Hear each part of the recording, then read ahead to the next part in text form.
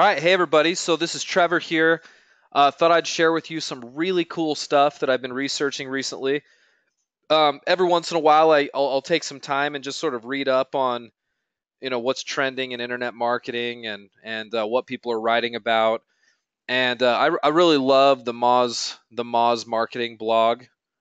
I find a ton of really well done research there in their blog, and this is one of the posts that you're looking at right now. This is by someone called Alexandra, and I'm not going to begin to pronounce that last name. Tachalova. That's probably not right, but this was done on July 11th, so just a few days ago. And they did a ton of research, and the title of this, and maybe I can zoom in so you guys can see this a little bit better. But this blog talks about the most popular U.S. industries and traffic shares. Um, so let me read a couple of paragraphs, and then I'm going to point out some of the high points of some of the stuff that I thought was interesting, and we can take it from there. So she says, after storing this idea in mothballs for quite a while, I finally decided to conduct an analytical study that would break down the most popular industries in the U.S. based on the number of monthly online visitors. Then she later says the purpose of this research isn't just to share some general trends and observations that will leave you thinking, sounds interesting, but what's next? I've also included a bunch of actionable ideas based off of the data I went over myself. So basically, she did a study and she looked at um, all of the online traffic that's taking place on the internet, and all the most popular sites are getting it, and made some assumptions based on that.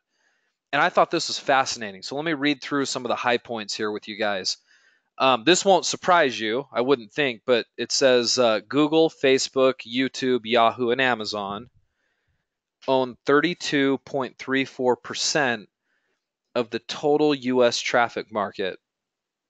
These five online giants decide which sites we're going to visit next and what ads we see. Meaning, like, literally all of the traffic that exists out there in the United States, 32% of it happens on those five sites. Isn't that crazy?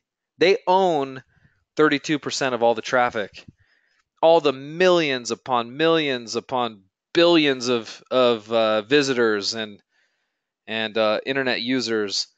32% of them are on Google, Facebook, YouTube, Yahoo, and Amazon. Does that surprise anybody here, or would you have kind of guessed that? Because those are truly some of the most popular sites, right? That's where everybody spends their time. In fact, if I look back through the way I spend my time online, there's not a day that goes by that I'm not on Google, Facebook, YouTube, um, Amazon sometimes, Yahoo not as much. Two, the top five industries in the U.S. are internet and telecom, arts and entertainment, news and media, shopping, and adult entertainment. That probably doesn't surprise anybody either. Number three, in the internet and telecom category, search engines and social network sites get up to 95% of the traffic share. This isn't surprising either, but the majority of traffic that happens within that industry happens online via search engines and social media, which would be classified as Facebook, Twitter, Pinterest, Reddit, I suppose, so on and so forth. Google, Yahoo, and Bing are the most visited search engine sites in the US. However, that doesn't necessarily mean that people use Yahoo as a search engine. Okay, here's why it says that. There's statistics that show that Google is by far the biggest search engine. Bing is the next. The reason why Yahoo shows up as such a popular site isn't necessarily because people are going to Yahoo and doing searches. In fact, those of you guys that are here with me live right now, how many of you guys actually use Yahoo as a search engine? Like, you go to Yahoo and you perform searches there. I'll bet not many of you. Most of us use Google. But the point they're making is people still go to Yahoo because of their mail. That's it, Patty, right? Maybe you just use it for your mail. So that's why Yahoo is still very popular, is because their mail is still fairly popular. But it doesn't necessarily mean that people are doing a ton of internet searches there. Okay, that's an interesting point. They talk about Wikipedia. Oh, this is interesting. Number 6, in the shopping category, 74% of market traffic is split between Amazon and eBay. So out of all the shopping that happens there online, and right, you can do shopping on a lot of different places, 51% of that shopping happens on Amazon, 22% on eBay, and then it sort of goes down from there. Let me see if I can find that.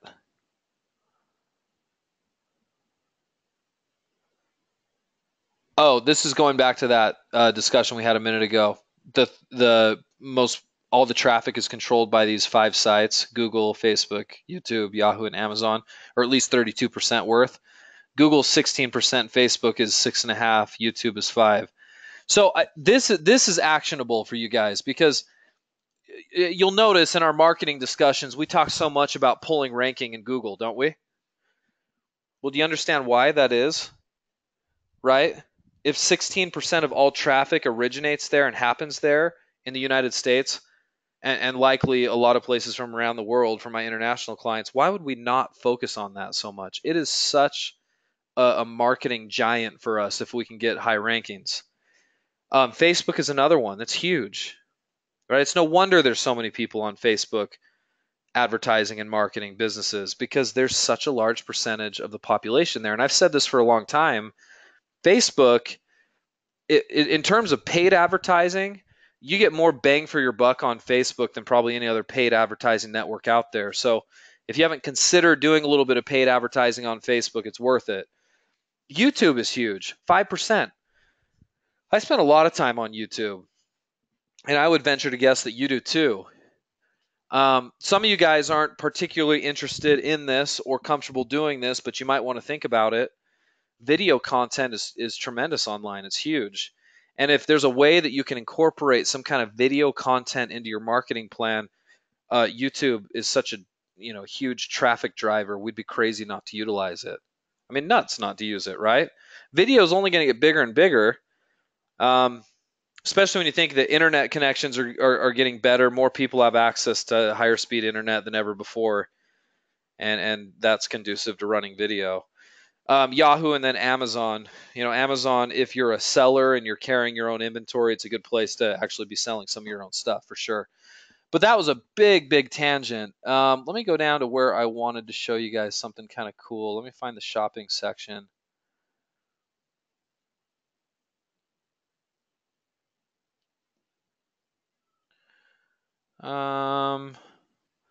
Yes, this was interesting. If we compare Bing and Yahoo, the former gets 3.35 times less traffic than Yahoo does. But as we've just discovered, Bing gets 2 times more search market queries compared to Yahoo. So Bing is twice as big on a search engine scale, but Yahoo's almost 3.5 times as big in terms of just general traffic, because people use Yahoo for mail, but they don't just use it for that like Patty does. They use Yahoo for fantasy sports. Sometimes they use it for news and other things. So Yahoo's got some other things that are, I guess, attractive to more people. I don't use it as much myself. It says all in all, Bing can boost your traffic to your business by 30%, and you don't even need to invest in a new market or launch a new product or service. Guys, let's talk about Bing for a second. So if Bing is such a giant, yeah, do any of you guys even use Bing? I'll bet a lot of you don't. Right, here's Bing right here, right? Maybe a few do, but it's from a search standpoint, it's not even close to the size of Google, but it's by far the second biggest.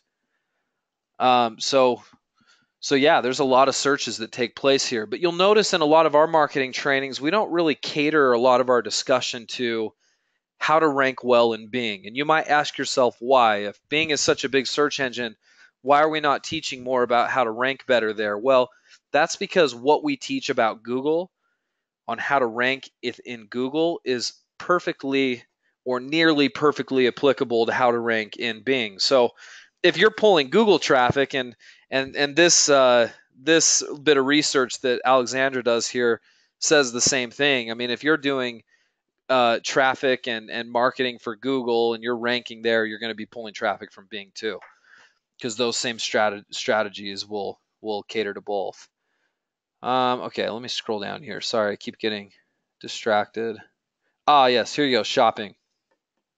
Okay, this is the part I thought you guys would find most interesting. Online shopping is an integral part of the e-commerce industry, which is in fact one of the fastest growing markets in the US, which is exciting for you guys because that's the market we're in, right? E-commerce. In the past few years, the e-commerce share of overall US retail market has grown from 6.5 or 6.6% in 2014 to 8.5% in quarter one of 2017. However, even though most retail purchases are made online, there's a big group of people who are inspired to purchase a product offline after visiting a website. So they're basically saying, even though there's been tremendous growth online, sometimes that growth is just research based, and then they go down to, Walmart or Macy's or J.C. Penney or whatever, and they just buy it locally. So that can happen too, but I think that's going to happen less and less. It says there's a 74 chance it will either be Amazon or eBay. The subcategory of shopping called general merchandise accounts for over 60% of web traffic and is owned by 51% Amazon and 22% eBay. The rest of the subcategories can be found in the pie chart below. So this is, I doubt you can see this very well. I'll try to zoom in a little bit more, but it's still going to be really hard for you guys to see. But this is shopping traffic as a whole on the internet. And general merchandise, this big, big, big piece of the pie right here, which is all kinds of different things. I guess it's anything that doesn't fall into the rest of these categories, which would include clothing, home and garden, consumer electronics, sports, office products, furniture, children, weddings, so on and so forth. Anything that doesn't go into like a big, big category there is this big piece of the pie here, and that's general merchandise. And they're saying that, what was the percentage there? 74% of it goes to Amazon and eBay. So in other words, like 3/4 of every purchase made online, or at least the shopping, I guess not, you can't say purchase, but at least 3/4 of the traffic that's happening online that's looking for general merchandise starts at one of those two places, which is pretty crazy. And no, Patty, you can't buy children. That's kind of a funny. That's kind of a funny name to a topic there. I guess they're probably talking about children's merchandise, right? I guess they shortened that. That's funny you said that. Definitely not. We don't sell children online, do we? Although sometimes I feel like I would like to sell my own, um, at least briefly, maybe once or twice a day, depending on how they act. So this is great stuff, right? This goes to show you that when we teach you guys to be selling on eBay early in the game, there's wisdom behind that because it is so big, right? There is so much traffic and commerce happening on eBay.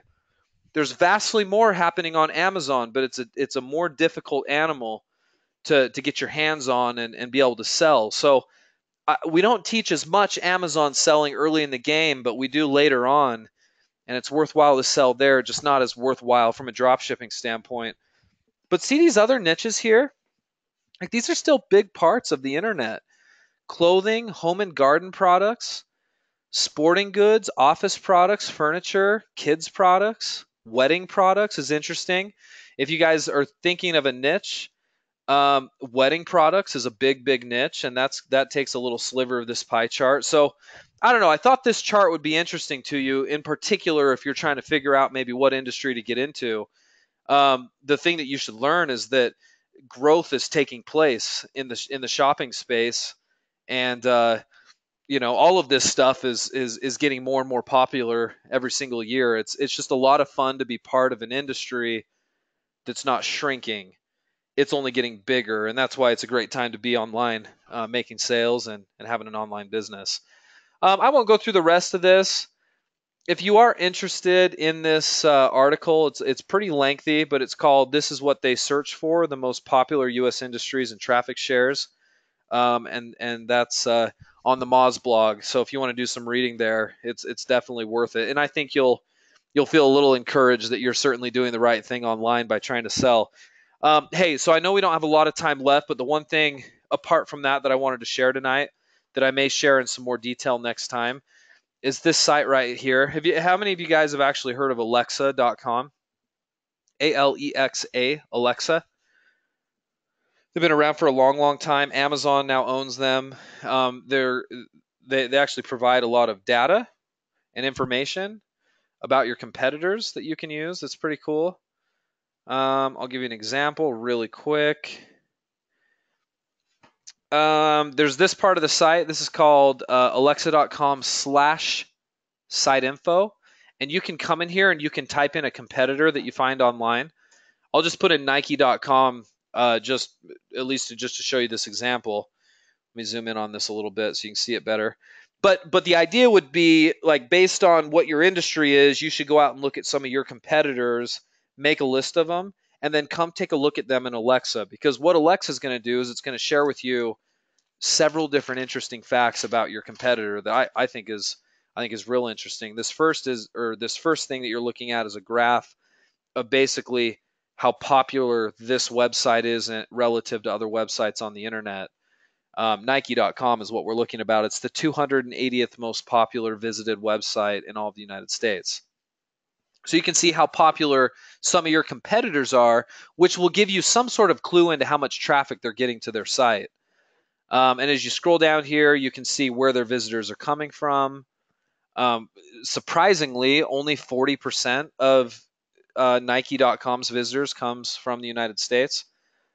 You can see how engaged visitors are when they get there, how long they stay on the site, their bounce rate. You can see what kind of keywords are getting found. These are the top keywords that are being used to find Nike.com, which would be a really cool metric for you to study your competition, because you could see for some of your competitors what their most popular keyword phrases are. And that could give you a clue into maybe some of the ones that you should be targeting, which is pretty cool. Some other things like you can see which sites are linking into Nike or your competitor. Now, you're going to notice this right here on a lot of Alexa stuff. They're going to ask you to subscribe to see more information. Alexa's a paid service. You can see free information like we're looking at here, but if you want to see more data, you'd have to pay for it. And I'm not advocating that you guys hustle out to Alexa and go sign up and pay their monthly fee. I'm not even sure what it is. I'm just saying you can use some of this basic data to teach you a little bit about your competition. Other sites that are related to Nike, other sites that Nike owns. Where do visitors go on Nike? It shows like different subdomains, different parts of the site that they actually visit, so on and so forth. Oh, and this one at the bottom here is really interesting. It's your demographics. It's what type of people shop on Nike. Male versus female, education levels. Isn't it crazy that they can know this kind of stuff? Where they're browsing from, whether it's homeschool or work. I thought this was kind of funny. Right there, work. A lot of people are browsing Nike.com at work, right? Doing some shopping at work. Maybe they shouldn't be, but they are. But Alexa's cool. It's a really good research program, and I know some of you guys are research junkies, and I mostly try to teach you not to be. I always tell you, you know what? Follow our program, do what we teach you. The research will bog you down, but for those of you guys who want to do some of your own market research and competitive research, Alexa.com is great. And I do some of it myself. I mean, that's why I'm sharing this with you today. I definitely spend some time each month just looking at what's changing in internet marketing and what's new and what are some of the prevailing thoughts out there. And then we try to take that and share it with you guys, and we'll continue to do that. So anyway, I mean, that's plenty tonight. I hope, I know a lot of this was sort of high level, more theory based discussion, but I hope it was valuable anyway. And we will see you guys all here in a couple of weeks once I get back from vacation. Thanks for coming along. We'll see you guys next time.